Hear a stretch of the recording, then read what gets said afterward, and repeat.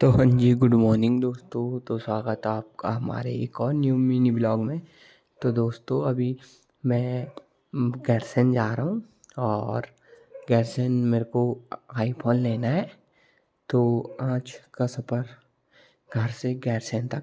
तो अभी मैं तैयार हो चुका हूँ और तैयार होके मैं पैदल जा रहा हूँ क्योंकि गाड़ी नहीं मिली है। तो आधे रास्ते तक मैं पैदल गया, फिर पैदल जाके मेरे को आधे रास्ते में मंदिर मिला अपना, शिवालय मंदिर।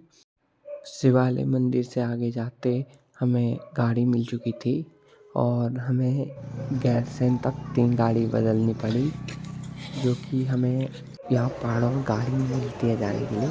तो अभी पहुँच चुका हूँ धर्म भाई की दुकान पे।